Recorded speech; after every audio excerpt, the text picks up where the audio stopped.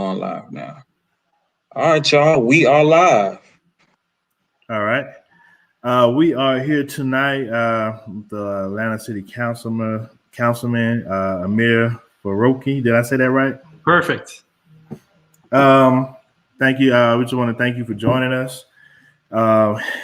We have him on a little early. We have others coming in at 7:30, but he has to be somewhere at 7:30. So we want to go ahead and get him on now and ask him a few questions. So we will go ahead and get started. Amir, could you introduce yourself and let us know what zone you're in and the neighborhoods that you're over? Yeah, and first of all, thank you for the invitation and thank you for accommodating my schedule. I apologize I threw a wrinkle at you, but I appreciate you all being flexible. My name is Amir Farouki. I represent what's called District 2 on the Atlanta City Council, which is, I like to call the heart of the city. It's downtown, midtown, coming east through the Old Fourth Ward, and then Inman Park, Ponce Highland, and Candler Park. And in many ways, it's a microcosm of the city. It's got high density, low density, rich, poor, cultural institutions, business, residential, students. You got a little bit of everything. And if you spend time in Atlanta, you're spending time in at least a few of these neighborhoods. And so in some ways, we're also the living room for the city. But I've been in office for going on 4 years. I'm finishing up my first term on city council, and it's been an honor to serve and great to be with you all tonight. All right. Thank you for that. So right now, I'm going to share my screen and pull up the little presentation that we have. Have you heard anything about ADOS, American Descendants of Slavery? So just a little bit of what's online, but feel free to educate me. Okay. Share screen.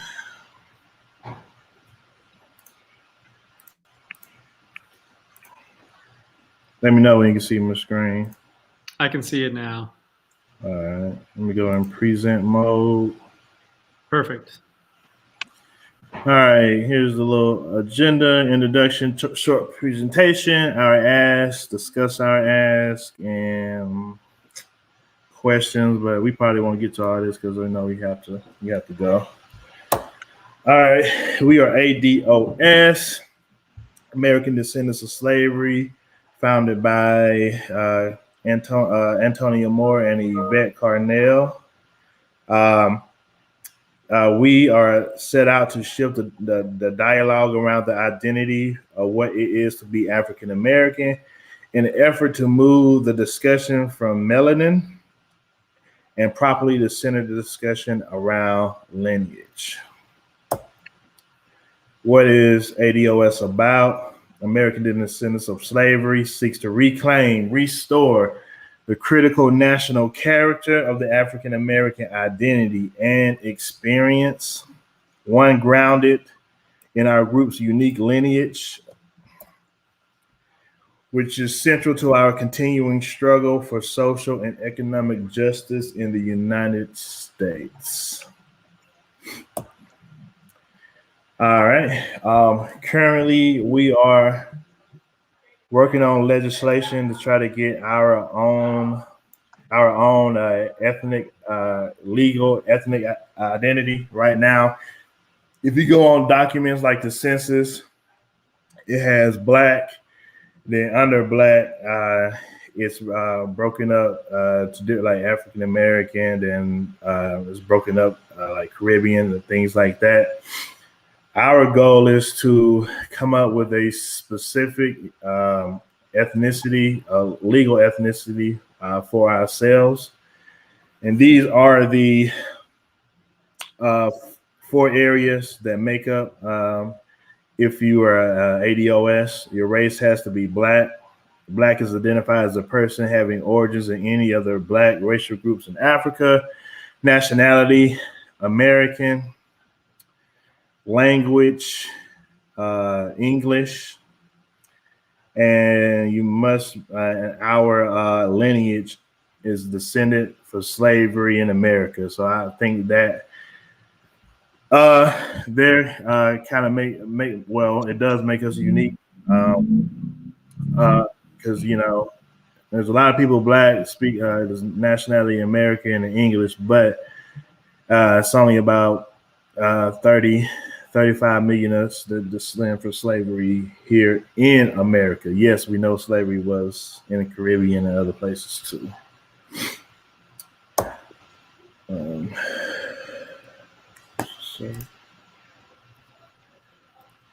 All right, and due to slavery and Jim Crow over several hundred years, we get. I know you probably seen this chart here. We get this huge wealth gap with blacks at the bottom and whites there. With a huge gap with us only having $1,200 in wealth and $122,000 for white people. Here we want to see the median household wealth. This is for race and education. You see here that the blue is for white people, and the red is for black people. And you see that here in the blue side for white people, if you have less than a high school diploma, you have over $82,000 of median household worth. And if you're if you're black and you graduate and you have a college degree, and you still at 70,000. So white less than high school education has more wealth than someone with a 4-year college degree. And and you just see it so forth. High school, some college, in every case, the wealth gap is there.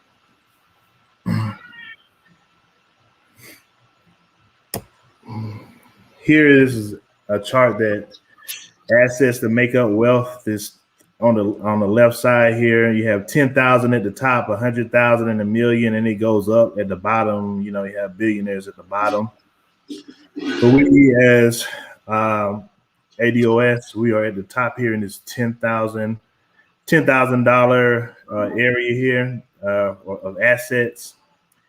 And here, green is liquid, red is residence, primary residence, and orange is vehicle, yellow is retirement, and life insurance. Here, you see the majority of African Americans. Our assets are mostly our primary, our house, and vehicles. And you really can't even count vehicles because vehicles not really an asset because they are depreciating. So all our wealth is in our primary residence, in our homes. Here we do have some retirement here in the pension and in pensions. But as you go down, as you can see that the more assets you have, you get into business interests and real estate and things like that. But that's not the case for us. Everything is in our home for the most part. And retirement. And if you're a millennial like me, we don't have retirement. So I don't know what we're going to do. So once our baby boomers, they own the majority of the homes. They own the majority of the pensions. Black baby boomers. 2053, they will all be gone, and here's a report here that shows that our wealth will be down to zero by 2053. This is specifically for Atlanta here. This is for the Census Bureau, and here they show that poverty by race and ethnicities looks like well over 70%, around 75%. And how they do it is, make this bigger. How they do it is, if you have a home of three people and you make less than 20,000, then they consider you in poverty.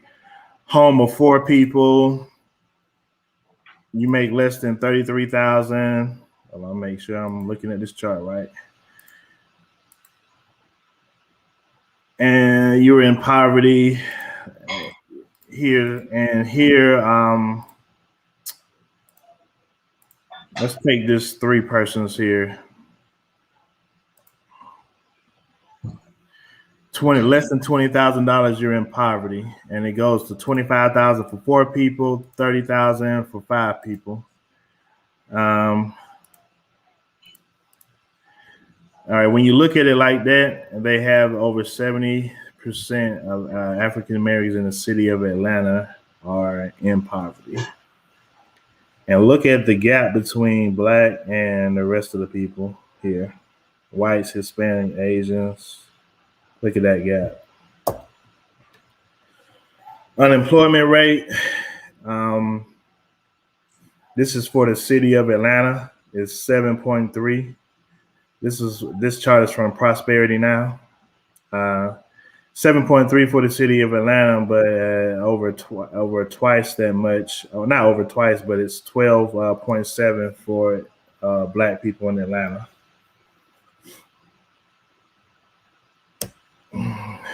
Black average business value. Here again, Atlanta does have a lot of Black businesses, but they're not valued that much here. You have Latino, Asian, and white. The business are valued at much higher, and we are only at $58,000. Well, let me take a look at my time. All right.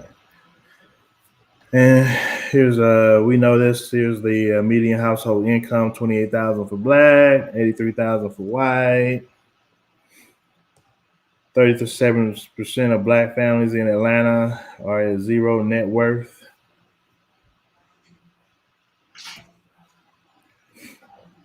Here is a color of wealth report that's done in some cities in the United States.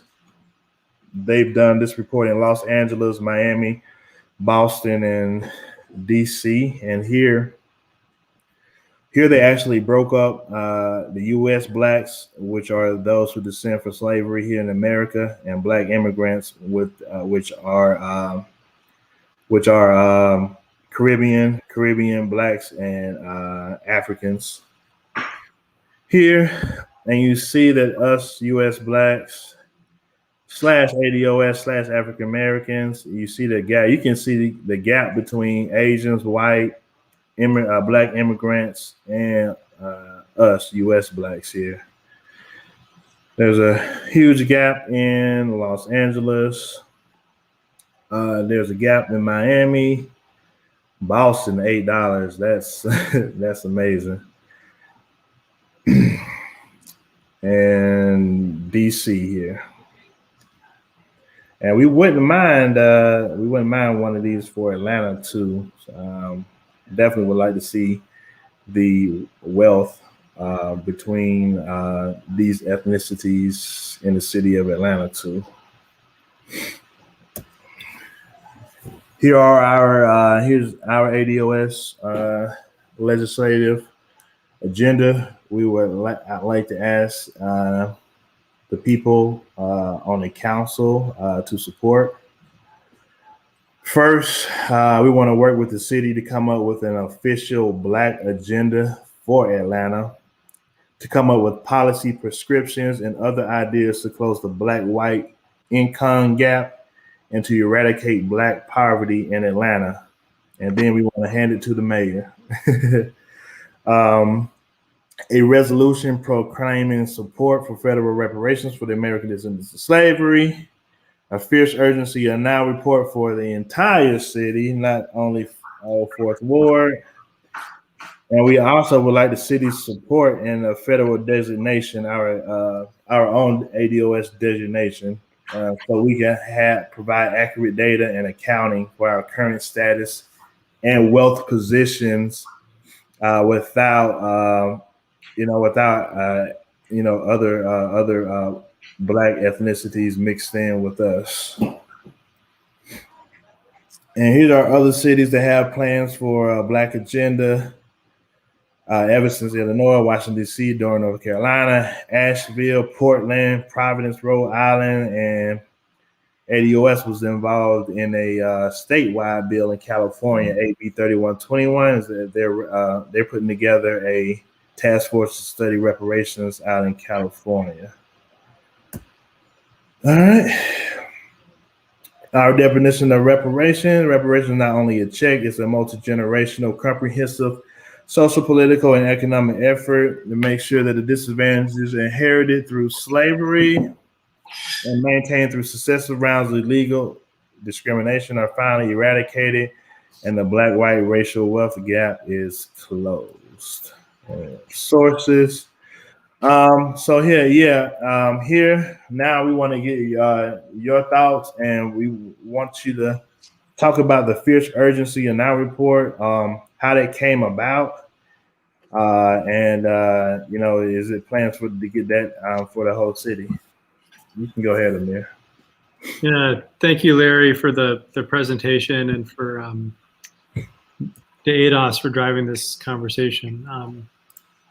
The conversation around the wealth gap is one that is really rooted in, as y'all know, I mean, this is preaching to the choir, but rooted in hundreds of years of systemic decisions, both on the street level, but also in federal, state, and local policy. And I was struck by the one chart that had how folks' net worth is made up. And for folks who have low net worth and middling net worth, most of that net worth was in their residence, to the extent they even own a residence. And we know full well that for Black families or Black individuals who own homes, even if it's in a nice neighborhood or in a predominantly white neighborhood, it can be valued less than if a white family owned it.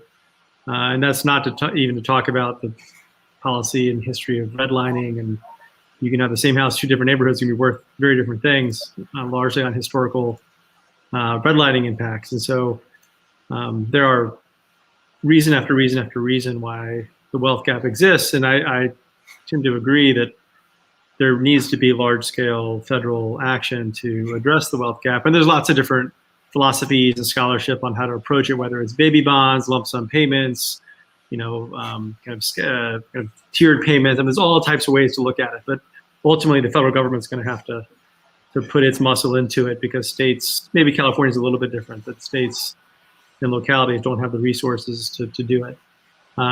So you mentioned the Fierce Urgency of Now report, yes, which we launched, released in the Old Fourth Ward a couple months ago. And it was the result of 6 months of work. We had a task force of 25, 30 folks, all different types of stakeholders. And I launched it because, one of the neighborhoods that represent the Old Fourth Ward has increasing affluence alongside kind of abject generational poverty. We have the largest community of Section 8 residents in the American South. There's 1,000 individuals who live in Section 8 housing, kind of along the Boulevard corridor and in some blocks on either side. But in the neighborhood, we have about 15,000 residents, 43% of which are Black. And of those Black residents, 46% of them make less than $25,000 a year. And so I said, look, before we can even talk about economic mobility in our city, which is also really poor, we have to be able to talk about and address economic insecurity. Can people live a decent life on a day-to-day basis? So this task force, we looked really hard at the concept of a guaranteed income. What if we were able to run a pilot program, a pilot project that picked 100 to 200 individuals? We've focused on Black women and Black women with children to give them. We have a whole kind of proposed framework to it, and I'm happy to put the link in the chat box. But to give whether 250, 500, or 750 bucks a month for 3 years, or do we also run a program that puts a little bit in a savings account, so in an index fund, so that when you finish the 3 years, not only are you getting a monthly check for $250, $500, but you're also getting money put into a savings mechanism like a 401k index fund. And so at the end of it, you have a chunk of savings as well. So we are currently trying to raise money through private philanthropy to launch a guaranteed income program in the Old Fourth Ward for about 150 to 250 Black women who are the most vulnerable residents in the neighborhood. So you mentioned wishing we could have this report citywide. I'd love to see that as well. We had to raise a bunch of money to run this task force and to issue the report. So it didn't kind of come out of nowhere. We put some cash into it ourselves and have issued that report. So really pleased that it's generating some conversations around the city. And I don't know if you all saw today, but in Stockton, California, former Mayor Tubbs led what was probably the most high-profile guaranteed income project in the country, and they just released their report after running it for 3 or 4 years. And this is different than guaranteed income. Does not address the racial wealth gap. I think that's where you have to kind of ask bigger questions and approach bigger policies like reparations. But the narrative around poverty and economic insecurity is turned on its head. I mean, this notion that if you give people $500 a month or $1,000 a month, they're just going to sit on their rear is ridiculous. Like if I gave you $500 a month or someone gave me $500 a month, I still have to get up and go to work every day. But it gives me peace of mind. Then I can put food on the table, keep a roof over my head, make sure my kids have food. And that's what that project showed in Stockton, was that people spend it on basic necessities, which is, who cares how people spend their money? But for some reason, we care how poor people spend their money. But the most compelling thing was it allowed people to pursue jobs that they actually cared about, right? Because if you have a basic level of income and security, you're not just going to go get a job because you have to get a job. You're going to find something that you want to build a career in, whether it's you want to be a nurse or a truck, whatever it is, truck driver. You start your own business. And so there's enormous societal benefit to addressing economic insecurity by giving people cash. I think the other question y'all have raised and that you're really proponents of is closing the racial wealth gap, which is guaranteed income doesn't get to a racial wealth gap. I think it creates basic stability. But the issues y'all have touched on are centuries generation, 400 plus years of inequity and discrimination that still exists today in various forms or fashion. And so I think the conversation around a federal reparations program is starting to gain a little traction and toehold. There'll always be significant opposition to it, but I'm one of these people who believes if you have a crazy idea, it's crazy for a little while until it's a really good idea and everyone embraces it. And so keeping this conversation going is really important to the possibility and the promise of at some point having a federal reparations program to address the racial wealth gap. What was the price tag on that for your area? And if you had to speculate, how much you think it would cost the city to do this program? To do a guaranteed income program, or to do like a report like this? Just the report. Yeah, I mean, so the report we had, so I'll tell you, we raised about $60,000, and that was honestly, most of that went to pay a young woman named Hope Wolensack, who was the director of the task force, and she authored most of that report. So it was really to kind of bring her on board. She's brilliant and doing amazing work. Now she's working out of my office. So I would say to do it citywide, and because you really have to have someone who's committed to writing it and doing the research and pulling all that data. You could probably do it for 100 to 200K. Now that seems like a lot of money, but if every city council person put in $10,000 in their budget, you could raise that money pretty quickly. There's probably a foundation in town that wants to see a report like this citywide, but it costs us about $60,000 to do it, including designing the document and having someone write it. But that was a 8-9 month process. Okay, and I know we got like a hot 3 minutes here. Larry, can you pull up those asks? We definitely want to get you on the record on your perspective on the ask that we had for our legislative agenda. So what are your thoughts on these? Yeah, so let's go through these 1 through 4. Work on a Black agenda for Atlanta. Look, I'm happy to work with my colleagues on doing something like this. I think, this is, the narrative of, you brought it up, the Black mucka is true in some respects and not true in a lot of other respects, right? Not everyone has been able to access the jobs and the wealth, even within the Black community. And there's huge swaths of the Black community that are left behind in our city. And so I think it's smart to look hard at coming up with a Black agenda for our city. Happy to work on it with all of you and any other council members that are interested. The 2 resolutions on here, look, I mean, resolutions, they're an expression of support. They have no teeth. And so sometimes I'm a little bit skeptical of it, but because the real movement comes when you have ability to write an ordinance or pass a bill that requires action, and resolutions are largely an expression of support, as you have articulated here. I'm happy to work with my colleagues on federal reparations. I suspect there'll be some opposition on council. Some people won't want to touch it. I know a number of other city councils around the country have passed similar resolutions. You mentioned a couple in the South, Durham and Asheville in North Carolina, both have done it. And I don't know enough about federal ethnic designation to speak intelligently about it, so I'm going to hold my fire on that one because it's always more complicated than I expect because I've looked at it. I'm part Iranian American, and even Iranian Americans are not defined; they're considered white, which frustrates a lot of Iranian Americans. And so even on the census, they've been trying to. And you get into it, and it becomes really complicated between race and ethnicity and lineage and what the federal government, how they define us all.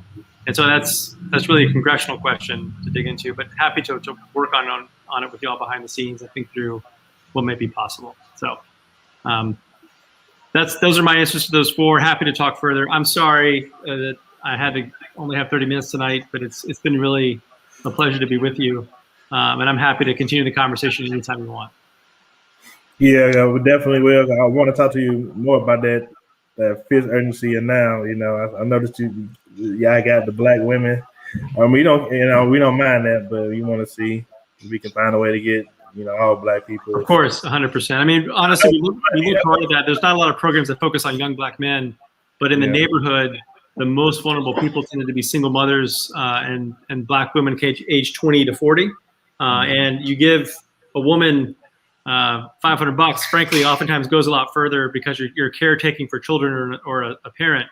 And so that those dollars are amplified and they go further.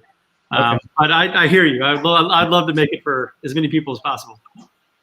And why? What's up with all these private dollars? I mean, the city ain't got no money. No, I mean, frankly, we can't even pave sidewalks in the roads half the time. And how about we take some of that that law enforcement?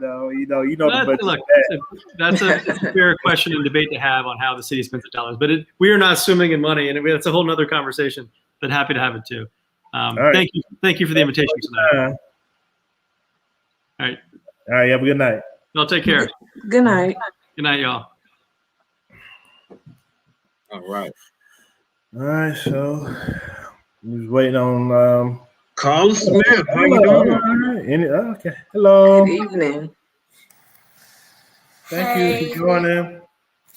I didn't know what to expect, so I'm here by myself. I thought this was a party. It is a party. We should have a few more people showing up. We just had Amir. Amir had to go.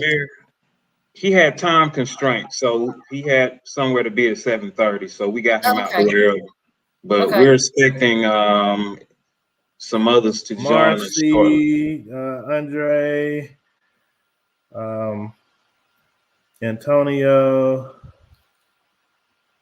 a couple more people. Well, I'm old, so I'm always early.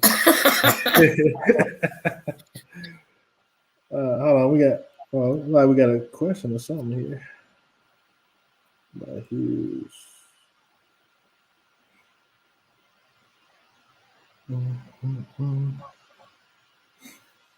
Well, 2008, B. Scott, I heard the exact same thing yesterday. I heard that a lot of people, now that we are in COVID, that people are moving to Atlanta because they can get paid. They can work in Los Angeles and live here and get paid. So I think in a strange way, Atlanta may profit a little bit from COVID with this, all of us working from home stuff. So I don't really have a problem with it. The more the merrier. I mean, we've always been a welcoming city for everyone, and so let them come on. Carla, we're full. I'm just going to tell you. You think so? Yes, we're full, Carla.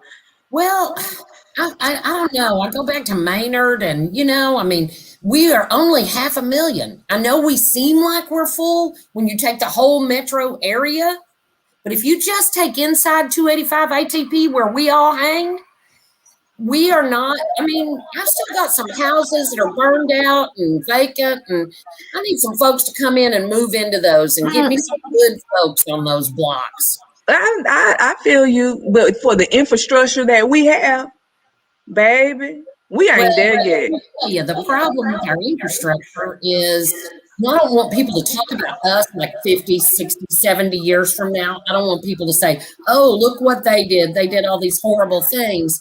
But when we decided to put the water and the electricity and all of our utilities out in the street instead of back in the alleys, when the city of Atlanta abandoned all the alleys in like 1961 or something, I mean, that was like around the time I was born. And when they did that, that is why all the streets are cut up.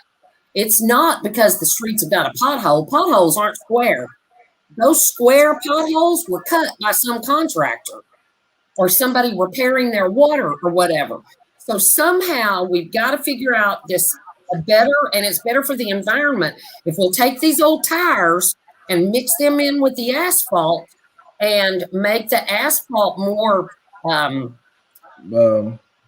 rubbery. Yeah, whatever the word I'm looking for. If they can come and start to do that, then I think we will get better. And then also, if you see a square cut on your street, you make sure that that contractor puts down, I know we all hate those plates, but they need to put concrete down, then put a plate over it, let that concrete cure, and then take the plate up and then put the asphalt. Because the reason the asphalt dips in is because they just put the asphalt on top of their home, and then the dirt settles, and that's what, because it doesn't have that cement in there.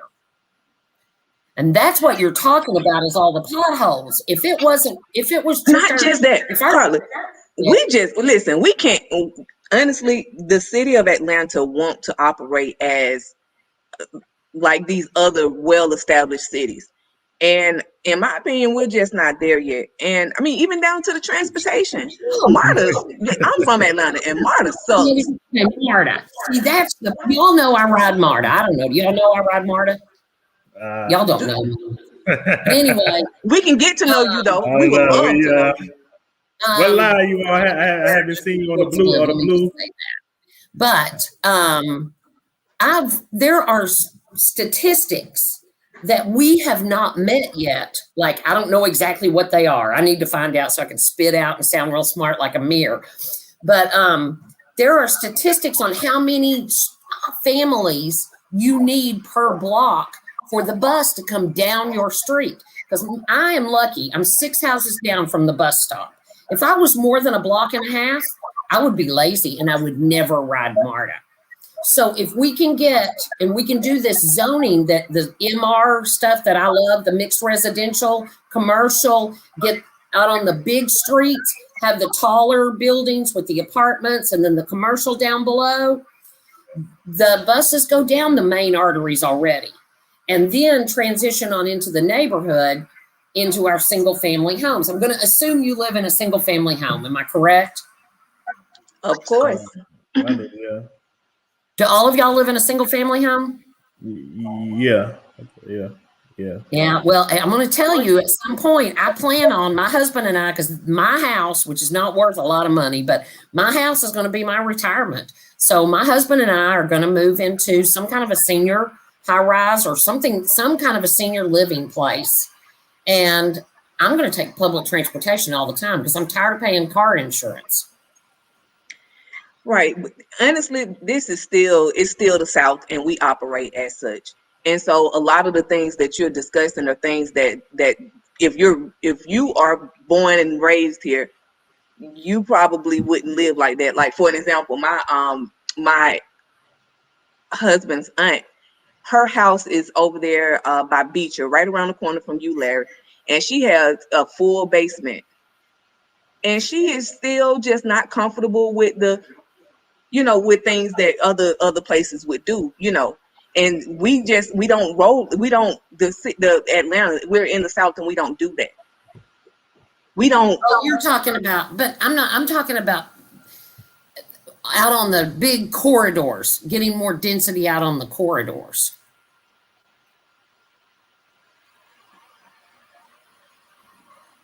I think you muted, Shamika, or something. Your mic went out or something. Oh no, I'm here. Oh, okay. But your grandmother, you got your grandmother on Beecher with the with her basement. I've got an unfinished basement. I wouldn't want anybody moving in with me. But now, at some point, if I got hard enough up for money, I might. So, You know, you know Carla, what's going. the challenge that we're having, like when Shamika says we're full, yeah, it might be only so and so amount of people within the perimeter, but and I know you were saying the more the merrier, but with the more the merrier, you have a lot of residents that have been pushed out, especially a lot of Black residents that have been displaced. So that's what we see from our side. A lot of us can't even afford to live in the city anymore. And Larry's about to go through a presentation. We're going to wait for a couple of more city councilmen to come on, but we're literally being displaced out of the city, and that needs to be addressed as well. We have Marsha Overstreet on. How you doing? I'm doing good. Good evening. Happy March. Hey, Marcy. Thank you for joining us. Hey, happy March. I'm glad to be here to hear the conversation. Yeah. And it's the same conversation that we're always going to have until, everyone hears what we have to say. So I'm happy to be here. Yeah, we're waiting on a couple more, maybe one or two more people to join. So we're just talking right now. Speaking of talking, when the bus is gonna come back down Beecher? So I'm tired of seeing old people walking. I be driving, feeling bad seeing women and old people walking, man. So you do know that they put 3 of our buses back online before everyone else because of our high ridership. And now they're phasing buses in very slowly. And so it's not just Beecher. Like we've got Lyndhurst back on, we've got Greenbrier back on, we've got Campbellton Road. We've got quite a few areas back on, but Beecher we're just not there yet. And I'm is that because it's like not a side street? Is that because it's not a main street? It's because it's not a main route with a high ridership. Yeah, because I live off Moreland and United, and it used to be called a C word. Ha ha! Did y'all get my joke? You didn't. No. Oh. You're gonna have to hold my hand with that one, Carla. Okay, I'll hold it later. Anyway, my bus doesn't come because it's on like a smaller street. But if I want to catch the bus now, I have to walk up to Moreland, which is 3 blocks instead of like 6 houses down the street. So, I don't mind that. It does depend on. It depends on where you're going, whether it's worth the trip. You see, like I have an old car and a MARTA pass, or, a Breeze card. I have a Breeze card right here. And there you go. And so it's according to what I'm doing, where I'm going. Right now, I got my car running because kind of the only thing I'm doing is going to doctor appointments and I don't need to be exposed to COVID because I'm getting older and I've got some autoimmune disorders. And so I just don't want to catch it. So I'd rather be in my car. So I paid to have my car repaired. Are you getting vaccinated? I'm not 65 yet. I'm not 65 yet. So so I haven't gotten vaccinated yet though. But you've got those conditions that you just spoke about. Yeah, I've got Hashimoto's and psoriatic and rheumatoid arthritis. They're autoimmune disorders. I mean, I don't think it's going to make a big difference, but I will tell you, keep taking it very seriously because the land use and zoning chair for one of my neighborhoods here in District 1, he got COVID in January and now he got through it. He got over it in like 3 weeks, but now he's going to see a cardiologist and he's younger than me. I mean, he's like 50. So they call those the long haulers.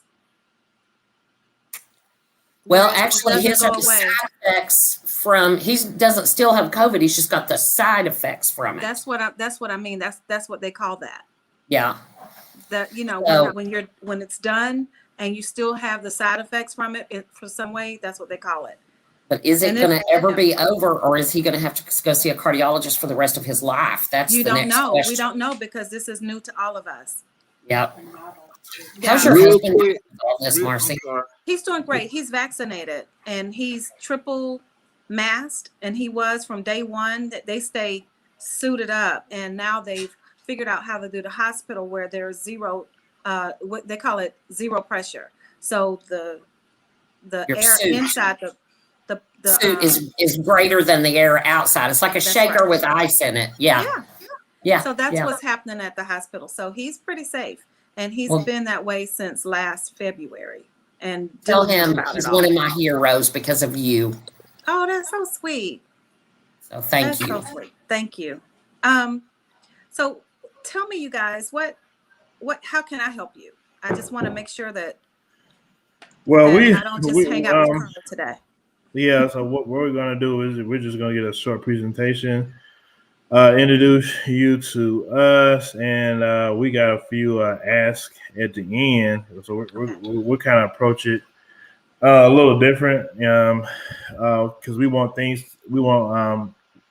to be done policy-wise, on a large scale. We have high Black poverty in Atlanta, and we needs to get rid of that. We got to get serious about. We got to get serious about eradicating. So you guys have suggestions, some solutions to it, and that you want to share. Okay. Yeah, and what we want to do, we want to get together with members of the city council, whoever's down to work with us. We want to come together, come with an official Atlanta Black agenda, and we want to work with you, us, and anyone else. We're just come up with an official document, and we're gonna hand it to the mayor or whoever we gotta hand it to. Okay. I like that. A Black agenda sounds really good. I like to see it. Yeah, I'm talking about an official Black agenda for the city of Atlanta. This, man, as far as African American poverty, we going backwards. We at a state of emergency, if you ask me. Yeah. We got to do something now, ASAP. Ray, what we looking like? How much longer we like? It look like people may not even show up, but it's gonna be late.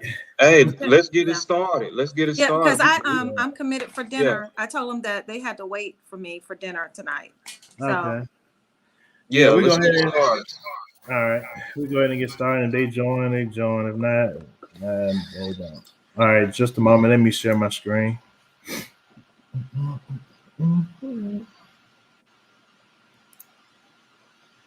Share screen. Bam.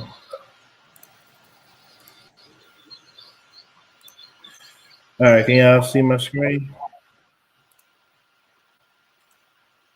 Can y'all see my screen? Yes. All right, we are go ahead and go and get started. We just want to thank you all for joining us tonight for this meeting. You know, you are very busy, so really appreciate it. So we're gonna start off with an introduction. Just go ahead and introduce yourself and what side of the city, the name of what zone you're in, and what neighborhoods you represent. We'll start with you first, Carla. I'm Carla Smith. I represent City Council District 1. I have 29 neighborhoods. Roughly my boundaries are to the north, I-20, to the east, Moreland Avenue. Roughly to the west is 7585. And the south border of my district between me and Joyce Shepherd is the South River. Have you ever been to the golf course down at Browns Mill? Okay. You go over in a little river when you're down there, and that is the South River. And then it comes out down here at Moreland Avenue. I live right off of Moreland and Moreland Avenue. I live 2 blocks from Moreland and United. And it used to be called Confederate, and that was where my C joke was, because we changed the name of that street. Okay. Thank you for that. I used to call it the C word, get it? No, I'm not laughing at my jokes tonight. No, girl, stop it. I'm going to throw some tomatoes in a second. If you're done, you can go ahead, Marcy. So I am Marcy Collier Overstreet, council member for District 11, and my district starts at the historic Legacy Cascade, headed to Campbellton Road, all the way up to Camp Creek Marketplace, where we share boundaries with quite a few other cities, literally. I border with City of South Fulton, East Point, and College Park is so close to East Point that I feel like we share streets literally. But so I am Cascade, Campbellton, and all the way up to the tip of our jurisdiction, the City of Atlanta's jurisdiction, to Camp Creek Marketplace. All right, thank you. I know. Well, I think Ray's in your district, and me, I'm not quite in. I'm in that part. I'm in part of Atlanta where I'm in Beach Hills, so I'm like I'm So with. you're right there. Like, you know, with honestly, Boone. our lines are so. We share NPUs though. I think you are what, NPU I or Yeah, S. I'm Yeah, I have some I in there too. So we vote on some of the same things, and that's the problem with our NPU lines. You're not in my district, but you're in the NPU, so you're voting on things that may not really apply to you, or you need to have more information because we share communities. We have a lot of common areas. So that's something else for another time. Yeah. I would like to really align our NPUs better for our districts. Yeah, we definitely want to have another conversation about the NPUs and how to make them, work better. So that's definitely a different conversation we can have in the future. I heard that Pride historic Cascade. I heard that Pride. Legacy. Hey, I want to keep it that way. So we got some work to do. We gonna keep That's it right. that way. It's important. That's why I'm happy to be here, because I really do feel like we have to preserve legacy, and that means just really talking about where we've been and trying to make sure that we don't lose it. We can't lose it all, and trying to help everybody along. Yeah, let's all right, thank you. Let's go ahead and share my screen.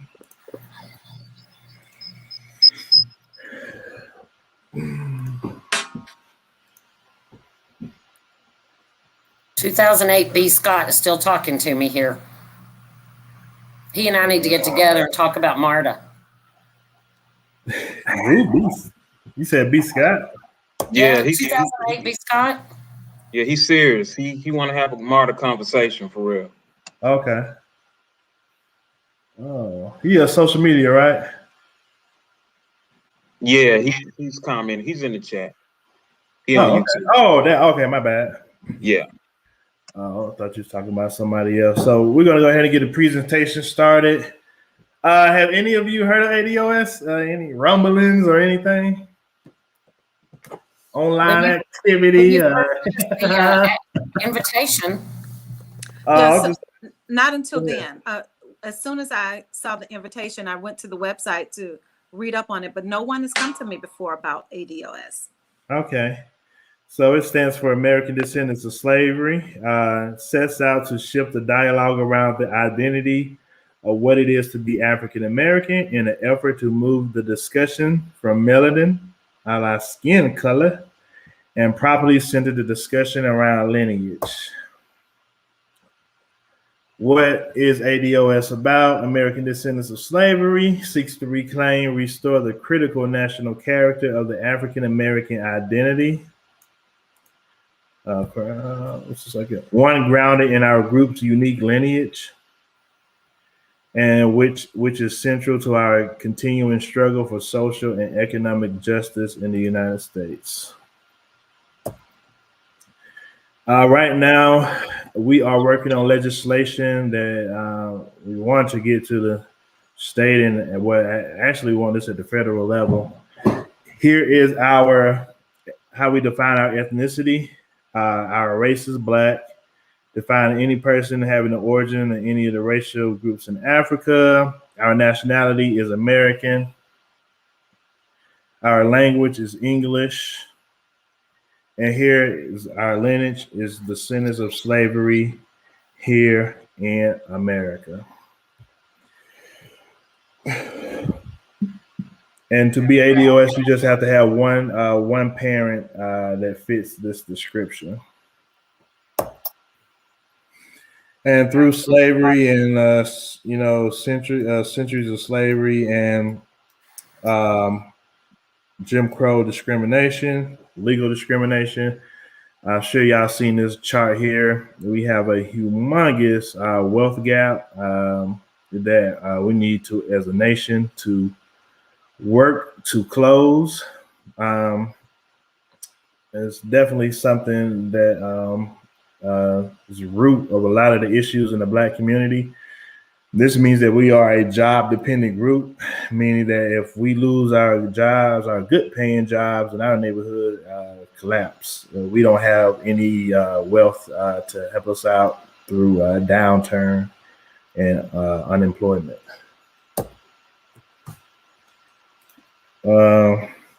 Here throughout the 80s and 90s, through entertainment and our Black organizations, we, told our people to go to college, get an education. Nothing wrong with that. We also Black women are, amongst the highest educated women in the nation. But still, here you see in the blue here are white people, and the red here are Black people. Yeah, so white, and you have less than a high school diploma, you have at least $82,000 of wealth. By that same, if you are a college graduate and you're Black, you only have 70,000. So if you can be in high school, less than high school education, and still have more wealth than someone Black with a 4-year degree.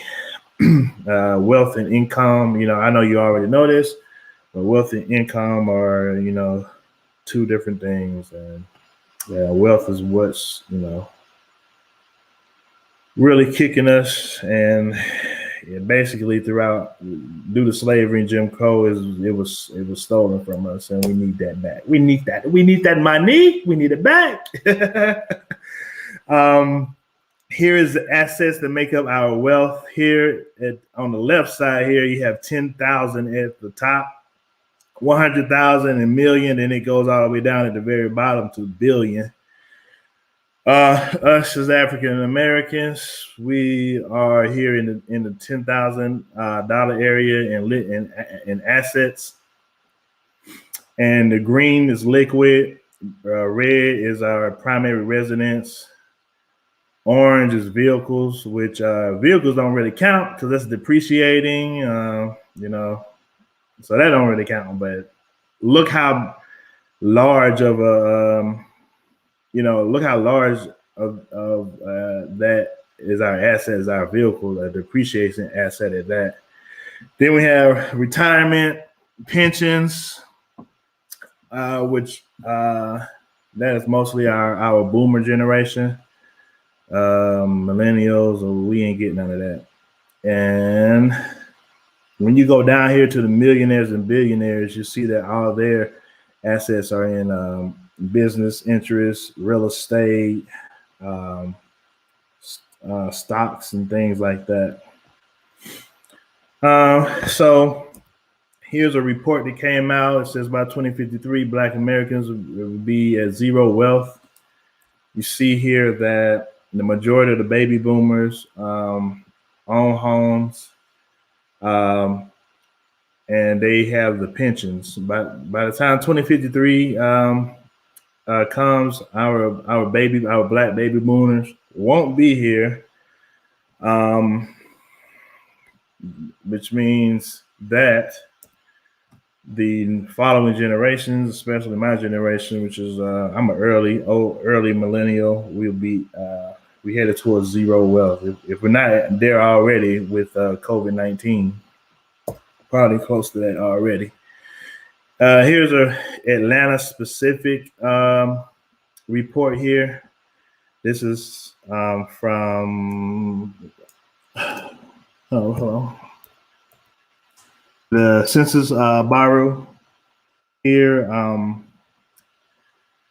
you see they have the poverty by race, and you see Black is over 70%. It looks like near 75%. How they come up with this here? If you're a household of 3 and you make 19,000 or less, then you're considered in poverty. If you're a household of 4, you make $33,000 or less, then you're considered in poverty. Household of 5 or 38,000, then you considered poverty. So when you go by that chart, on over 70, around 75% of African Americans are in poverty in the city of Atlanta. Says here, the most common racial or ethnic group living below the poverty line in Atlanta are Black. And you see the gap here, Blacks and then the other races here. But look at that, wow. Unemployment, this is specific to the city of Atlanta here from Prosperity Now. The unemployment rate is 7.3%, but for Black people in Atlanta, it's 12.7%. And I don't even think that I think that includes just Black people 18 and up. But, you know, I really want to know what's the unemployment rate between the ages of 18 and 24. That's probably even higher. Young black people, especially black males. All right, the Black Mecca, huh? We have a lot of Black businesses in Atlanta, but most of them are small. Over 90% of Black business, I think around 96% of Black businesses are sole proprietor, only one employee. But if you look at the value of the business of the Black businesses in Atlanta, it's only at $58,000 compared to these other groups here. Their business are valued at a lot more. You know, I would like to know why is that.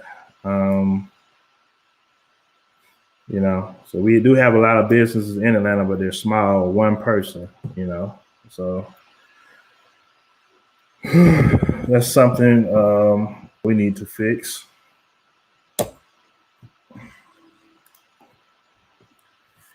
Here you have the medium household income, 28,000 for Blacks, 83 for whites. Percentage of households with zero net worth in the city of Atlanta, 37% of us in Atlanta have no net worth at all. And here's the home ownership rate. Here is a report that some entities, universities, and economists did. A color of wealth here. They focus on wealth in the cities of Los Angeles, Miami, Boston, and DC. And they've broken it up by ethnicity. They've broken up U.S. Black, which is African American or American descendants of slavery, Black immigrants, which are Caribbean and Africans, and they have Latins and whites and Asians. And here in Los Angeles, there's a tremendous gap even between Black immigrants and U.S. Blacks. There's in Los Angeles specifically, there's a big gap. Miami here, there's between whites and Blacks, there's a huge gap. 107,000 for whites, 3,700 for U.S. Blacks. Boston, oh my gosh, only $8 for U.S. Blacks. 18,000 ain't much. Black immigrants are at 18,000. That's not much, but $8 is just, messed up. And here's the gap here. Whites at 284,000 and only 3,500 and 3,000 for Black people in the District of Columbia. So we would definitely like to see one of these for the city Atlanta in the future. I definitely would like to see the different ethnicities broken down and the wealth data for the city of Atlanta at some point. Oh crap! Hold on. Oops. Here are our legislative asks here. This is to you, City Council. What we want to do, we want to work with the city to come up with an official Black agenda for Atlanta. We want to come up with policy prescriptions and other ideas to close the Black-white income gap and to eradicate Black poverty in Atlanta. And once we come up, I want to work with City Council, us, and other people in the city. We come up with an official Black agenda, and we hand it to the mayor. We want the city to write up a resolution proclaiming support for federal reparations for the American descendants of slavery.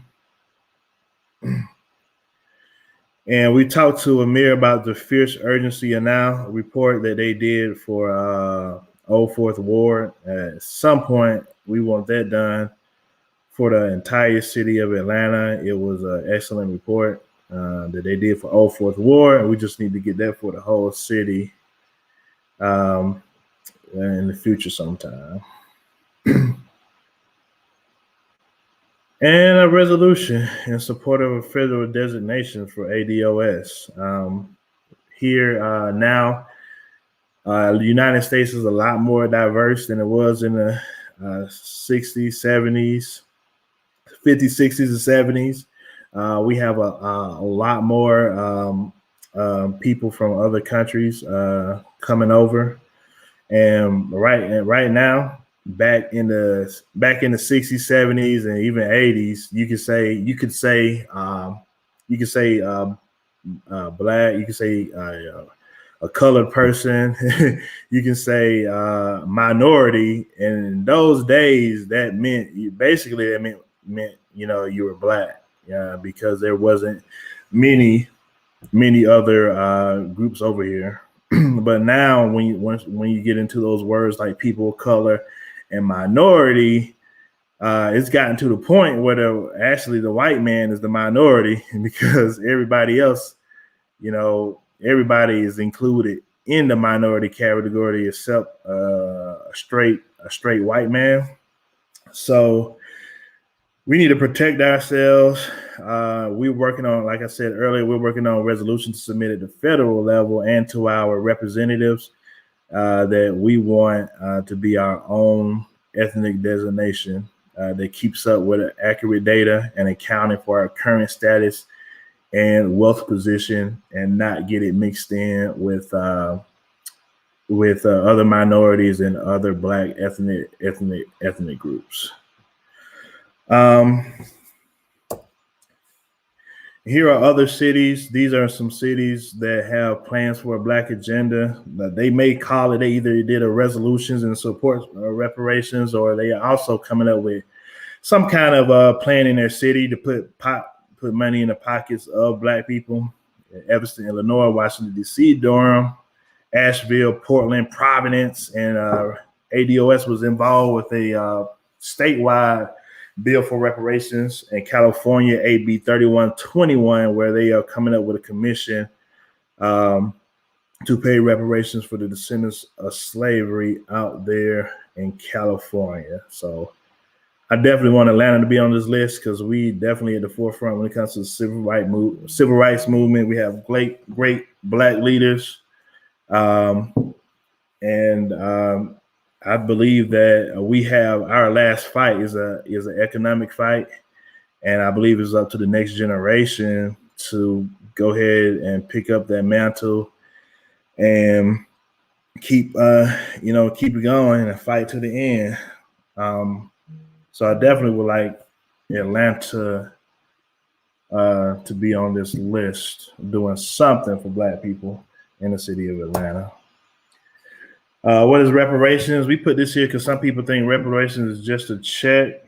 Reparations is not only a check, it's a multi-generational comprehensive social, political, and economic effort to make sure that the disadvantages inherited through slavery and maintained through successive rounds of legal discrimination are finally eradicated and the black-white racial wealth gap is closed.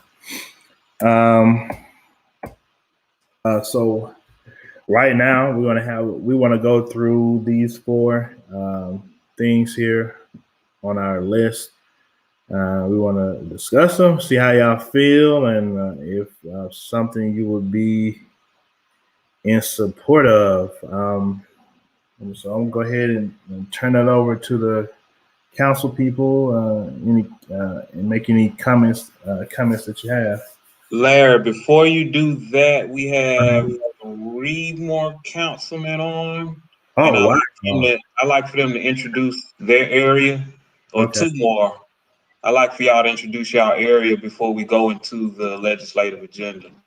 So we got Matt Westmoreland and Councilman Antonio Brown. So Let me stop my screen so people can see them. All right, there you go. My screen is off, right? yes. All right. Let them know which one to go I first. see him now. Just go one at a time. Matt, I can't see you. Either Matt or Antonio Brown, either one of y'all. Well, I wasn't sharing my video because I'm driving, but Antonio's in the dark too, so he and I can Okay, y'all mob deep. Okay, one of y'all. We can be in different types of dark. Do we have some light? Is there some light in the car? Y'all both driving? We separate. Your cell phone can be your light. You scared me, Antonio. Your other one. There you go. I'll go first. Good evening, everybody. Apologies for being late, but I appreciate the invitation. My name is Matt Westmoreland. I hold the post 2 citywide seat on council. So I represent all of Atlanta. Served a stint on the school board before this, and then taught for 4 years at Carver High School. I chair our Community Development and Human Services Committee, which oversees, honestly, a lot, if the vast majority of the presentation that you just presented touches on the different areas that we oversee. So I appreciate the invitation, the data that you just showed. I am all about realizing the definition of reparations that you just shared, and look forward to figuring out a way for council to work with you to drive that forward. So thank you. All right, thank you. Antonio? Yes. Hi, everyone. It's such a pleasure to see my fellow colleagues on here and a part of this conversation. And thank you to each of you for having us. I represent District 3. I've been in office now for, in April, it'll be 2 years. And I represent areas, I represent part of Powell Mill all the way down past Atlantic Station towards English Avenue, Vine City, and beyond the stadium, Washington Park and Grove Park, Howell Station. So I have a pretty good diverse group of communities that fluctuate in area medium incomes and, face different challenges. So it's a really interesting district to be representing. I apologize also for missing this. I've been dealing with kind of an emergency in my district today that's kind of consumed my day. But I'm glad I got to catch the end of this and willing to review the presentation and answer any questions that you all may have. I as Councilmember Westmoreland, and I'm sure my other colleagues mentioned, I'm in definite support of a restoration initiative to help restore our Black communities that have been under-resourced and underprivileged for a very long time.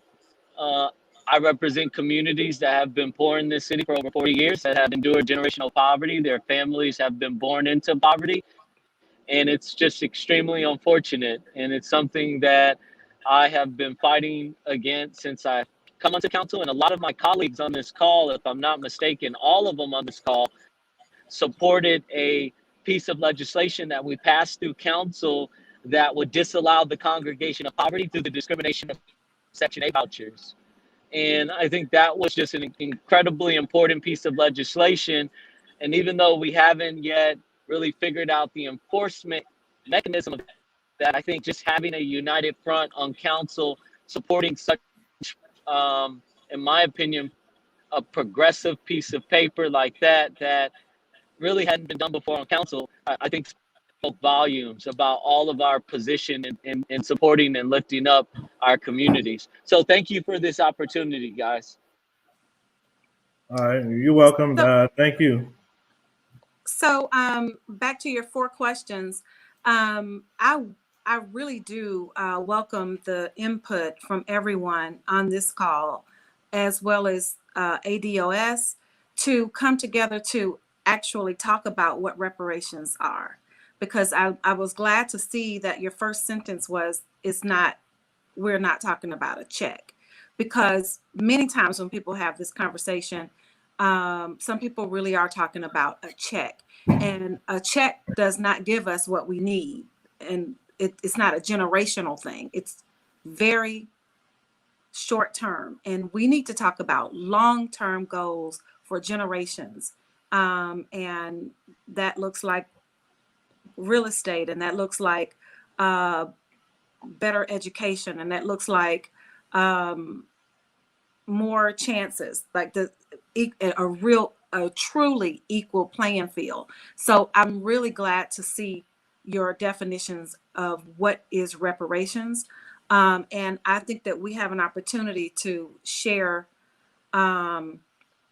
more information with everyone and educate the city and people that really are the legislators, not just at City Hall, but even at the Georgia, at our Gold Dome, about what reparations are, because people are quick to knock it down when all we're talking about is something one-dimensional like a check. And we need so much more than a one-time payment. We really do.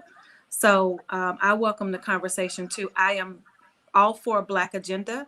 I think that, that sounds like something that could actually help us. I'm happy to work on that for sure. And again, if we're talking about reparations and doing legislation, any kind of resolution, a proclamation, we need to be clear about what that is, because that's the important part, is for people to know what the purpose of it is and what we're trying to accomplish with it, instead of just putting money in people's pockets for today. And your other question, a resolution to support a federal ethnic designation.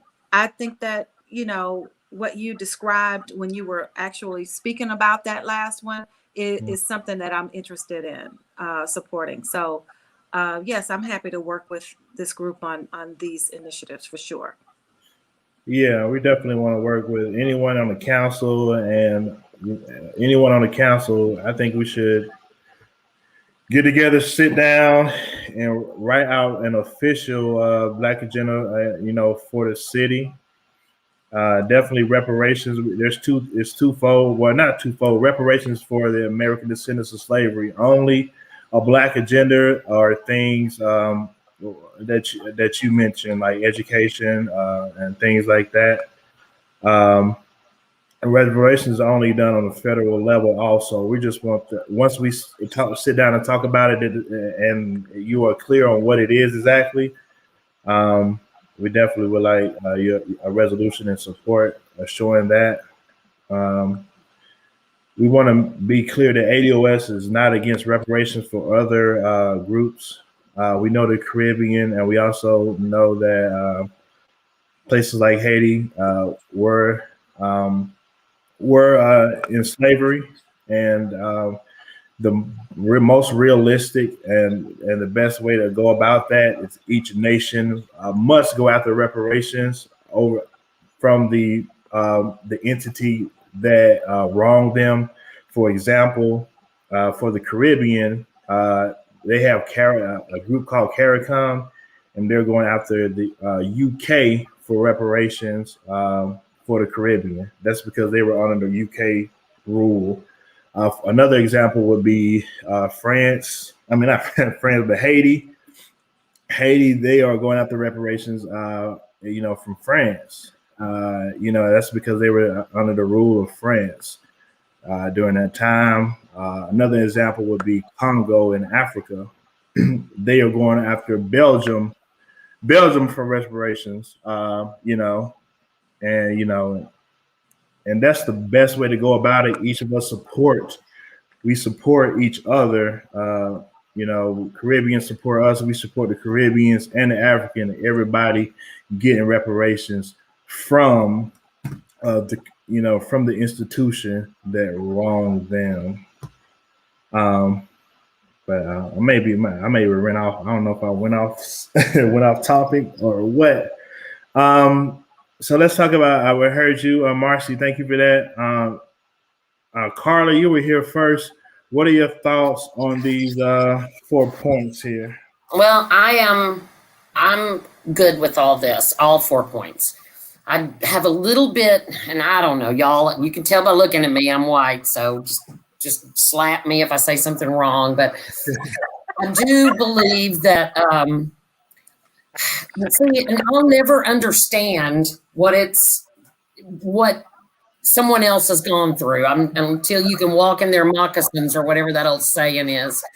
But now, one of the things that bothers me when I learn about history and I've looked at, like, one of the things that I'm working on lately is looking at these monuments that are around here. And the ones that bother me are the Jim Crow stuff. And I know that I know Justin's fixing to work on trying to buy the Chattahoochee Brick Company. I think we think about only maybe going to the federal government. I think at some point, maybe we should look back at some of these major corporations that made lots of money off of arresting Black folks back in the 40s, 50s, 30s, and they would arrest the Slavery by Another Name book, which the Chattahoochee Brick Company has been shown that they're guilty of that. And they would arrest you for loitering, which was stupid. But what they were doing is they were putting them in work camps. I've read the book. So I don't see why maybe, and I don't know, maybe I'm just totally wrong here, but maybe going after some of these corporations that made generational wealth on the backs of some of your parents and grandparents, or, well, now y'all are a lot younger than me, but I mean, your great grandparents and those people. And I'm sure that there's ways now with all of this DNA testing and everything, you can back yourself back up to some of those folks and go after real quick. It's not about DNA testing, but you do have a point about backing ourselves up. DNA test doesn't mean anything when it comes to reparation. You just have to trace an ancestor back to, I believe, the 18th. Help me if I'm wrong, my people. I believe the 1870s. In the 1860s, and it was over. And actually, there were like senators and stuff in the 1890s. Black people were actually, now I'm like, again, I'm white, so if I say something wrong, but they were treated like regular people in the late 1800s. They held office, they were judges, and then all that Jim Crow stuff started coming in. And that repressed you even further, if I understand it correctly. Yeah. You're definitely right about that. But we do want to emphasize that we don't go by DNA. We go by, you can trace the one ancestor back on either side, mother or father side, to a slave, or you can trace ancestor back to the 1870s census, which was that's one of the sources, because the 1870 census is the first year that slaves were actually able to be counted. Yeah. And so that's a source. But most of us can talk to our older people in your family, and they can tell you, like my great grandfather was born in 1884, and his grandmother name was Lucy, and Lucy Andrews was, and she was born right during, right as slavery ended. And then her parents were, her dad was was a slave. So it's not as long ago as people would think. But we also, just to go back to the conversation about I'm glad you brought that up. Purple glitter made the statement. It also includes multi-generational checks too. So when we say we're not just talking about a check, we're talking about a check, and we're talking about protections.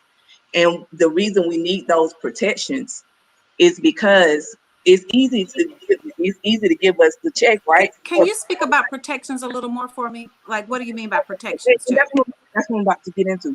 So Okay. easy for like once we get reparations, right?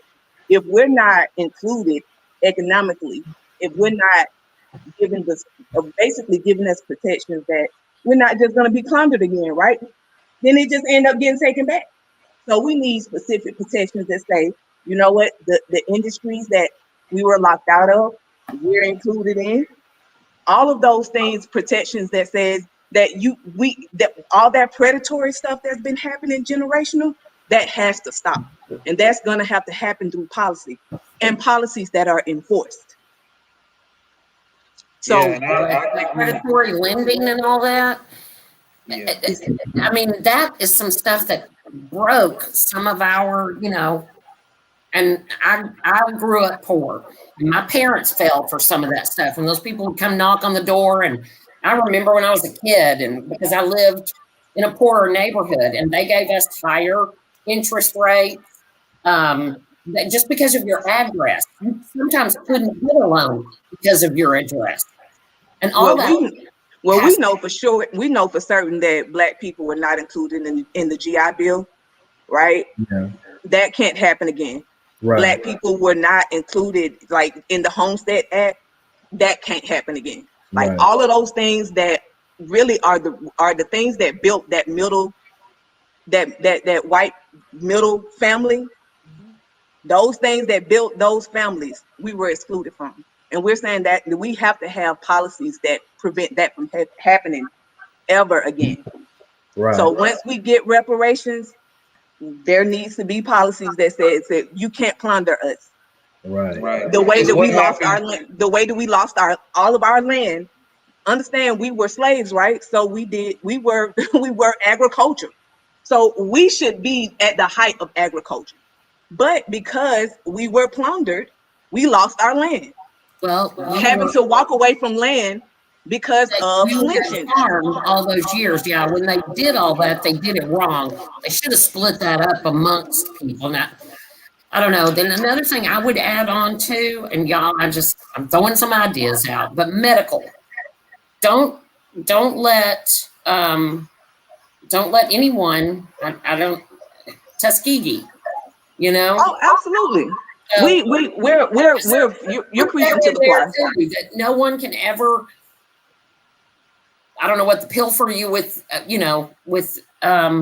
without your 100% consent on all of the medical treatment. And like when they call people in for medical testing or drug testing or whatever, make sure that they include all colors of people, not just like the plasma places, those places. Look at that. I mean, who goes there and why they go there. And so, I don't know, somehow we've got to figure out how we can get those scales to level out. Right. And so that's a part of everything. That's a part of everything. We're talking about everything. We're talking about becoming a protected class like the Native Americans, because we are a distinctive group.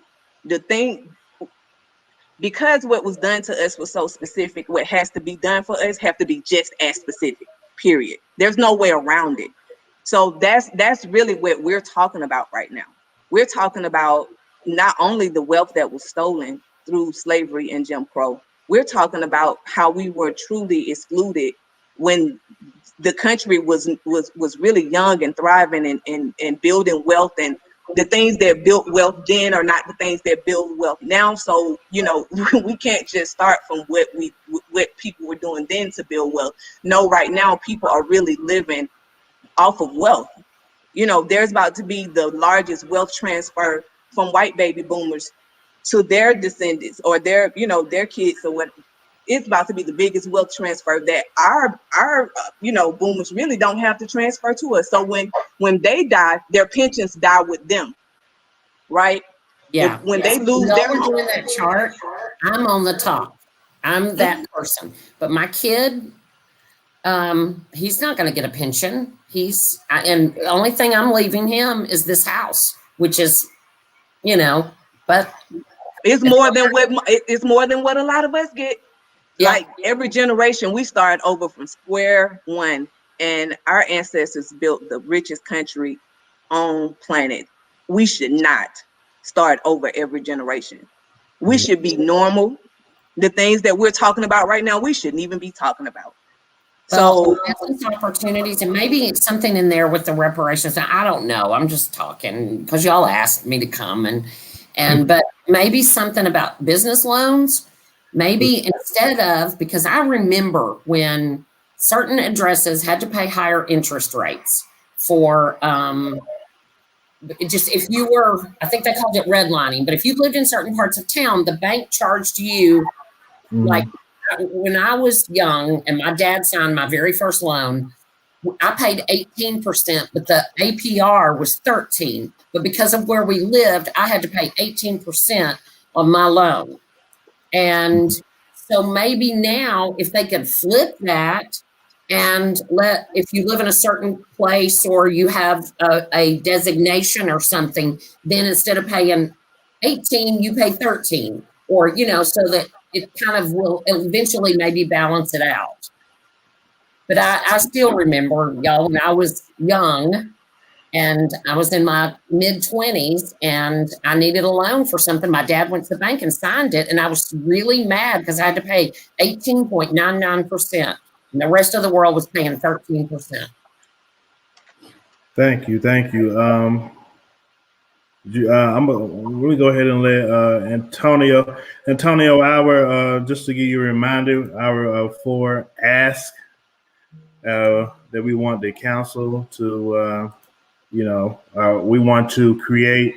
What we want to do is work with the city to come up with an official Black agenda for the city of Atlanta, to come up with policy prescriptions and other ideas to close the Black-white income gap and eradicate poverty in Atlanta. We also want the city of Atlanta to support us by writing a resolution proclaiming support for federal reparations for the American descendants of slavery. We talked to Amir. We already talked to Amir earlier about the fierce urgency of now report for the whole city of Atlanta. So we kind of understand that better, but we definitely would like to see if the city can get some money behind that to do a report for the entire city. And we want to know your thoughts on our federal designation for ADOS to make us legally make us a unique ethnic group. Seemingly that we've been here for 400 years, slavery, we've been here for it all. Nothing against no one else, but we definitely have a history here that's unique from anyone else. So, Antonio, go ahead, brother. Hey, so I have some questions. Yes, sir. Just to get because see, my colleagues will tell you I'm very action oriented. I get so sick of just hearing people talk about things and all of that. Like it's like the defund the police, right? Like, I just had a conversation with a group of folks who wanted to defund the police. And we had a very real conversation about the fact that, hey, what you're looking for, you could call it whatever the hell you want to call it, right? But the reality, you're looking for a public safety program within the city of Atlanta that is reflective of all the people in Atlanta, where we're addressing the root of the issues. We're addressing, the issues that have been going on in this city for a very long time that's been contributing to the disenfranchisement of our residents. And we got into this real conversation about like what we really want to do is reimagine public safety so that it's a system of wellness that works for everyone. And there is a platitude of ways in which we can go about getting there.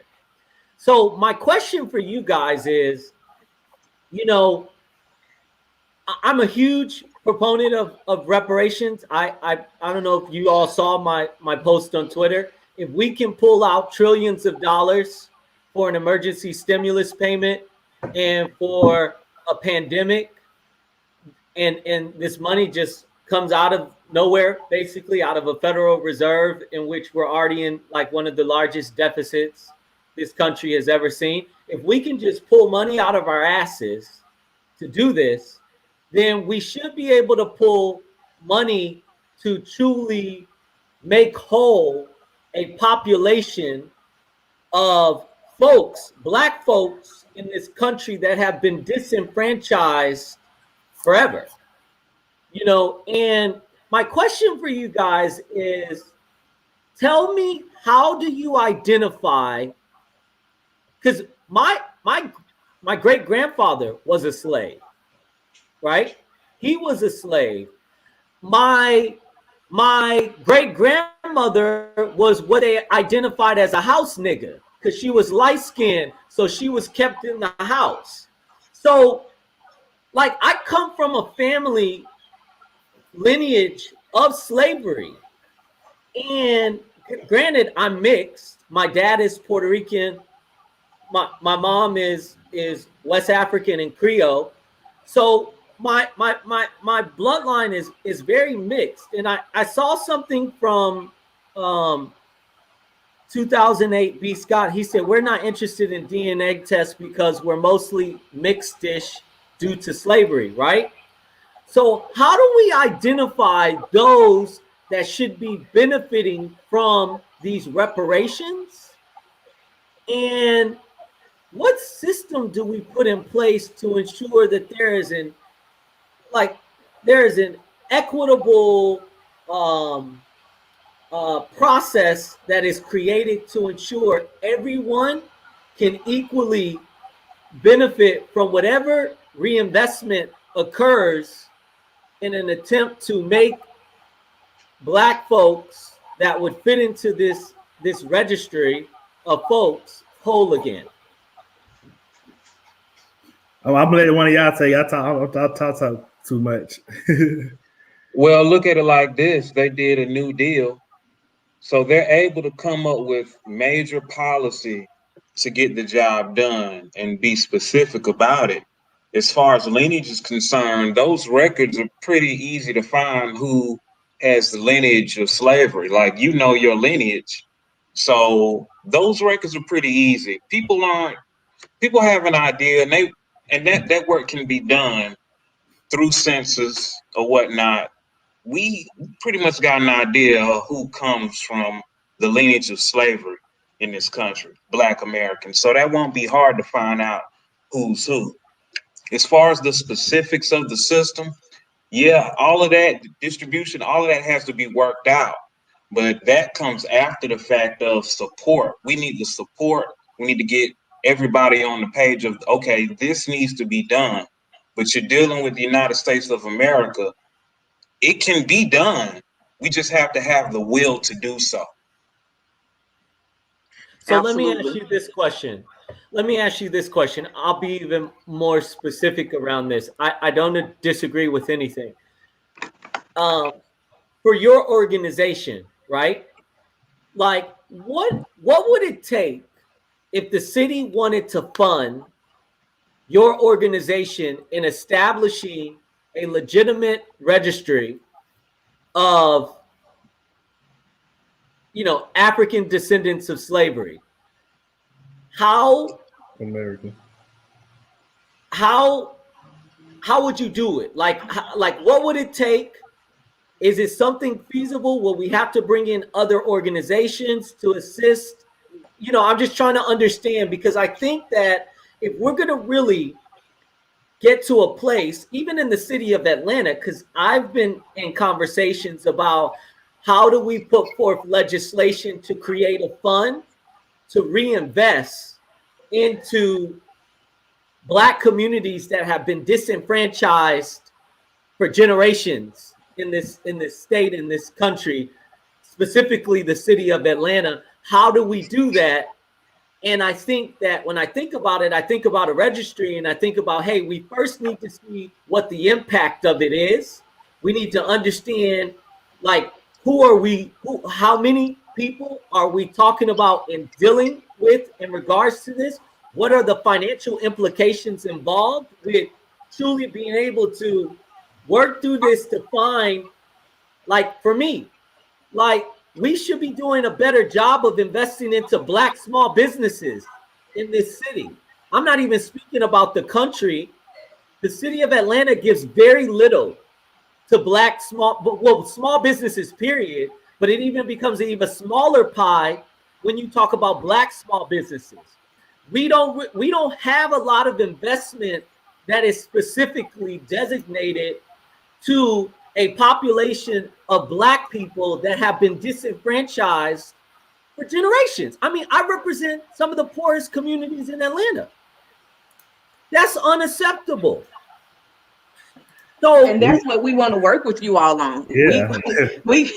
So you missed the presentation, right? And we were talking about the average business on one of the slide right here. The average business value of Black businesses in the Black Mecca supposed to be is $58,085, right? But in compared to all those other groups, we're really, if you can call it a business, we're really more just self-employed, right? Because we're technically, like, over 90% of Black businesses are only they're self-owned, and they don't have, like, other employees.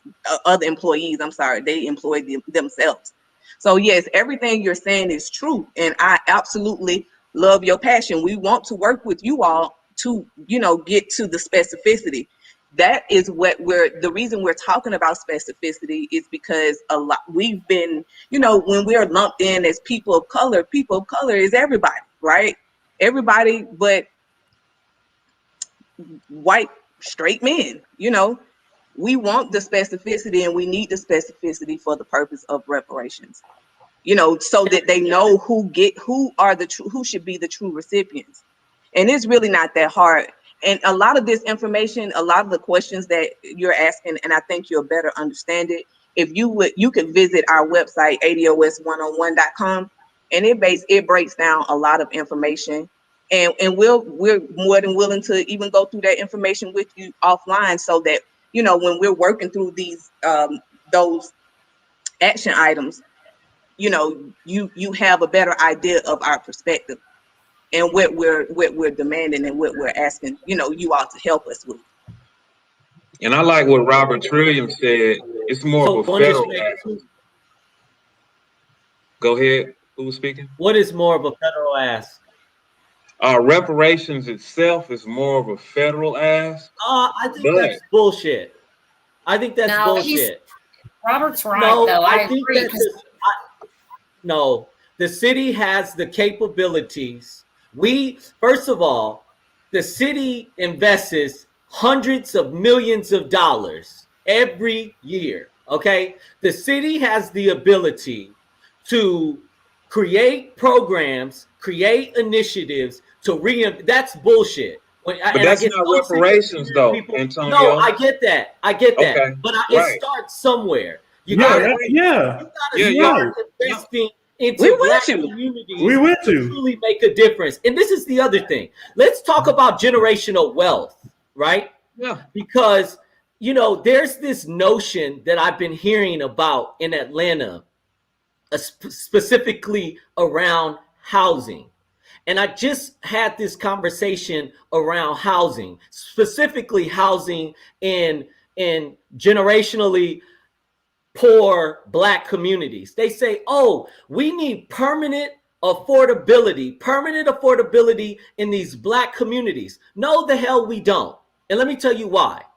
When you put yourself into a position where you are saying that this has to be permanent this has to be permanently affordable over 20-year period. So now you have a Black family that moves into home ownership, that moves into a space, even from renting a place into owning a place, and you're in a position where this property has to remain permanently affordable over an extended period of time.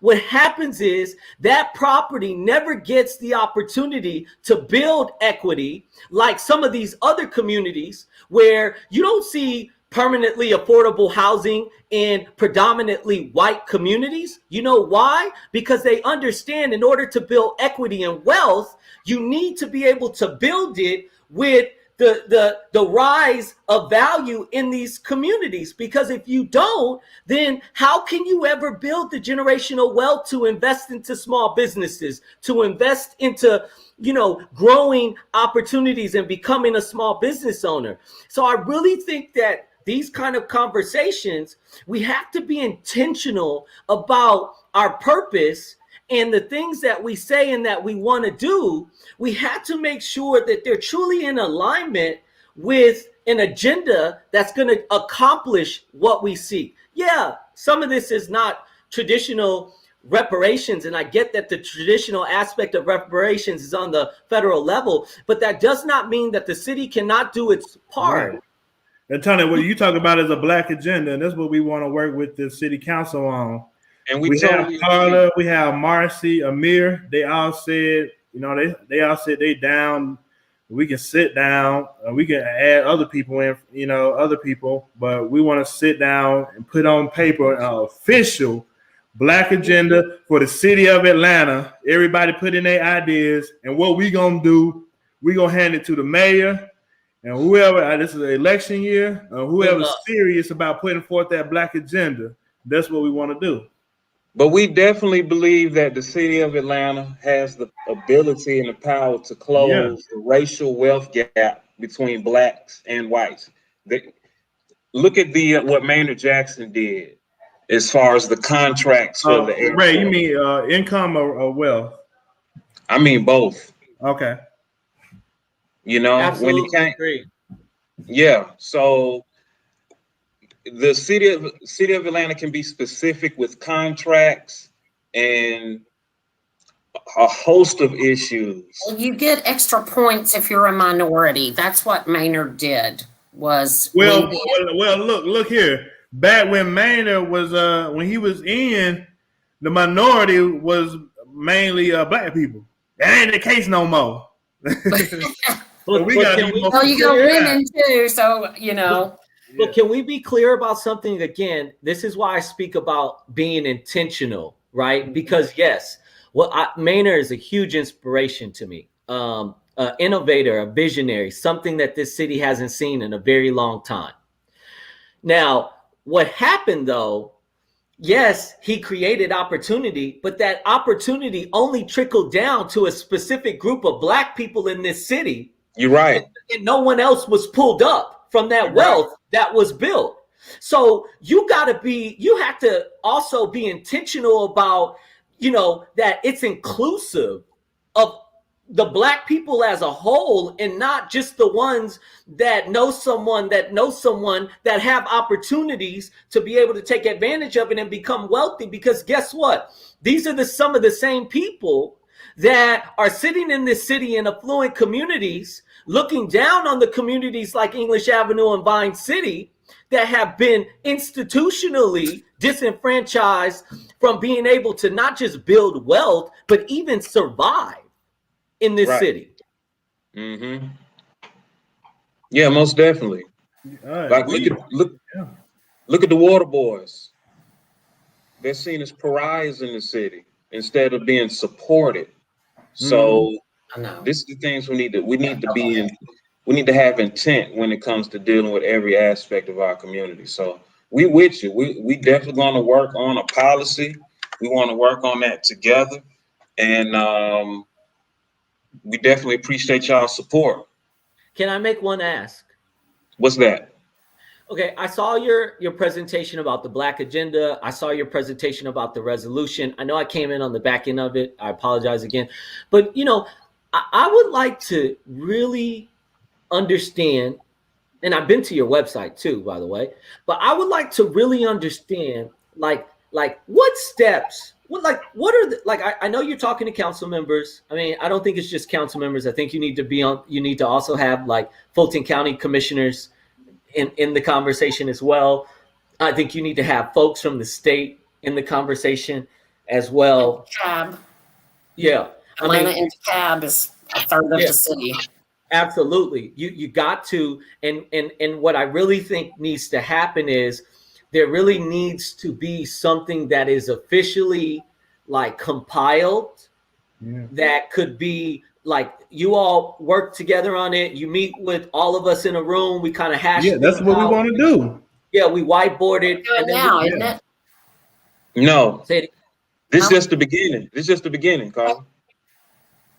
Yeah. Oh, yeah. I mean, I think that you're not even scratching the surface. I mean, if you think about even the Rayshard Brooks bill that I introduced, granted, I mean, that was, kind of reallocating $73 million to a fund while we reimagine public safety. Even that was the beginning steps that ended up, even though that legislation did not pass, it was the beginning steps to allow for a piece of paper like the Department of Public Safety and Wellness, where we're now able to look at things completely different, because it's not just a financial thing. It's also, a holistic approach to how do we truly sustain Black people in this city with the resources that they need around mental health and substance abuse and, things that they have unfortunately been disenfranchised from, whether that's a lack of education and information or otherwise. How do we start moving all of this to a place where the city has, hey, this is what we're going to do. When budgets come up in July, we're going to start right here. This is the start. We're going to put this amount of money into a fund that's going to do this with it. And then we're going to make sure that if we invest, I'm just throwing this out, $60 million into small business over 4 years, what percentage of that will be focused around Black owned small businesses? Things like that, I think, are very critical to the success of this plan that we can do. So before we start talking about resolutions and designations and all of that, let's get to a place where we can have tangible results from actionable items that the city, the county, and the state can all collectively get behind and move forward. Hey, I agree with that, bro. I agree as well. Yeah. Absolutely. I'm 100% on board with that. We about to get ready to conclude. It's almost 9:00, but we had Amir on here tonight, Carla, Marcy, all of them said they're down with working on an official Black agenda for the city of Atlanta. So I want to, not Ray, if you can talk to, when you get a chance, if you can talk to Andre, see if he's interested. So we want to get all the council members who are interested in working, sitting down and putting something on paper, putting some ideas on paper. We want to meet again soon and start working on that. Let's tackle one thing at a time. I'm down with that. Ray, Shamika, any last words? Well, I'd just like to thank y'all for showing up. Greatly appreciate the energy and y'all input. And I definitely look forward to working with y'all. Thanks for the invite. Likewise. Thank you. Until 2008 to give me a call sometime so we can discuss MARTA. Oh, he's serious. He's not playing about MARTA. So am I. We it's just got to get better. Everyone needs and should want to take public transportation at least half the time when they're traveling around the city.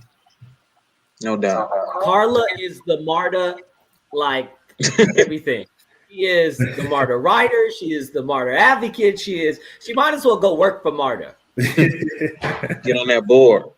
Okay. Yeah, I'm waiting for Marta to come back down Beecher, man. Yeah, I'll get back on Marta as soon as they start coming back down Beecher. I promise you, if you will just look on your MARTA app, whatever the closest big street it is to you, then you can still take MARTA. Cascade Road.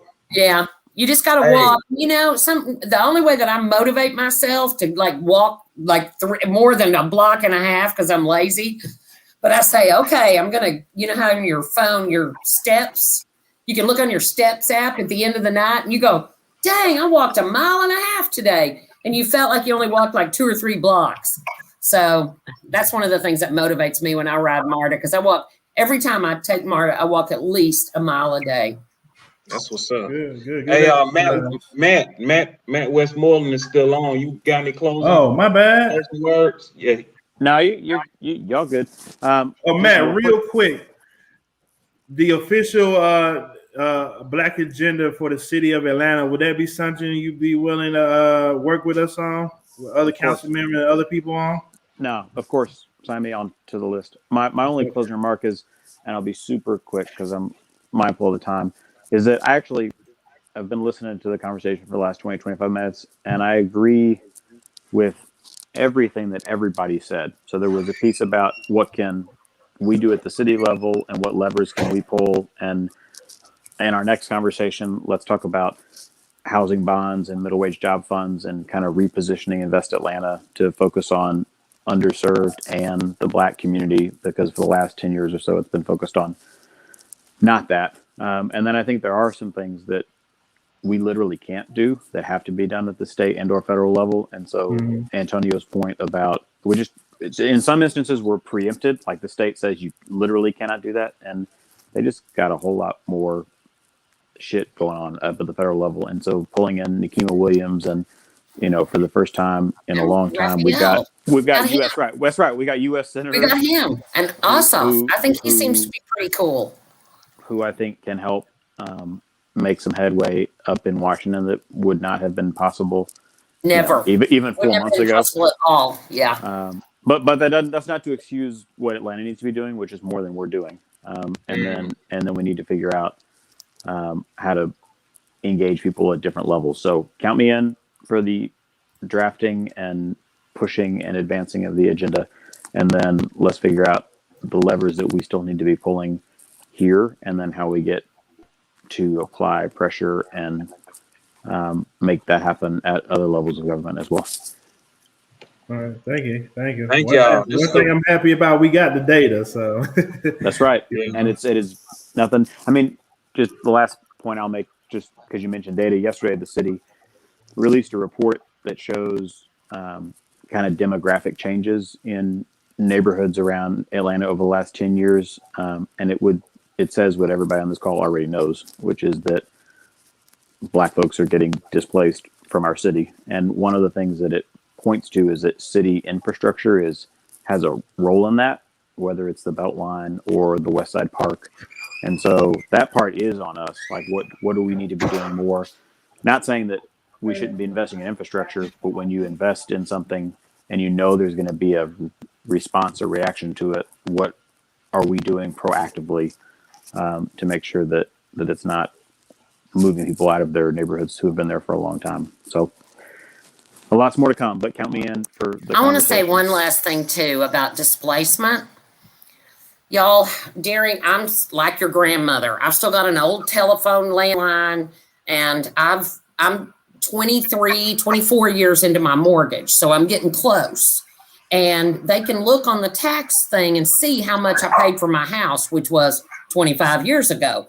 And so I get all these calls. I get a letter at least a week saying, I'll buy your house. We buy ugly houses, all that. So please tell your grandparents, your aunt, your uncle, tell them that the government cannot come and take their house, because we can't. We can't come take their house just because one of the new white people that are moving down the street thinks their house is ugly or whatever. That is a fallacy. So please help me get the word out with that. I went and spoke about it, and I pulled out a bunch of the letters that I get and these postcards. I get them all the time. And after you get about 30 of them, you're kind of feeling a little kind of that kind of way that maybe people are trying to throw me out. So please tell all the seniors that nobody can come take their house, and nobody's trying to push them out either.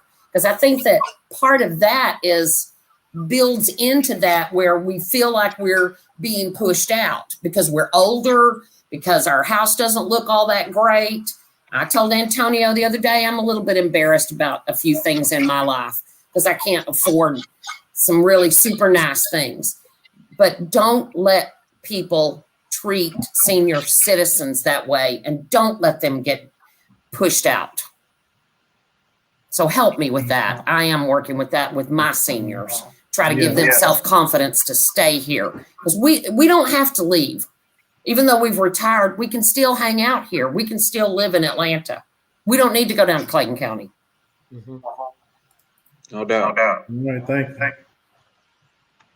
All right, y'all. This has been a guys. real fruitful conversation, man. This is powerful. This is the beginning of something big. So we greatly appreciate y'all for coming on and y'all giving us y'all time. So thank you.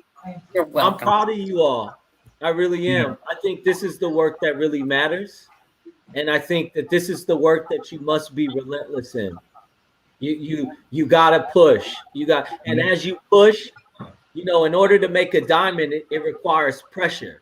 So as you're pushing, folks are going to be pushing back at the same time. But that pushing back and you pushing is eventually going to get us to that place of a diamond that we need to get us to where we need to be as a people. So I appreciate you all for everything that you did. And let me tell you, let me point this way. Carla. Cindy Brady. Marsha Brady. Let me tell you, I love Carla so much because she grew up in poverty just like me. She didn't, she is someone that understands, like being on council. Sometimes I feel like folks don't relate to some of the shit that I feel about what I've been through in my life. But Carla is someone that grew up in poverty. And even though, because of the color of her skin, she's entered into a world where she is just naturally given this white privilege, she still recognizes the plight. And, I have fought on council for 2 years now because a lot of the communities I represent look like what I grew up in today, and it just hurts me because I'm not even from Atlanta, so to not be here and to sometimes feel like I care more about these Black communities than some of the Black leadership in this city, that's a problem for me. So I'm grateful for someone like Carla who is amazing and does care and is willing to be on this call with you all today. Thanks, Antonio. And thank y'all. And 2008, give me a call. No. I'm serious. I'm serious. All right. Y'all take care. All right. See you guys. All right. Good night, y'all. Good night. Thank you.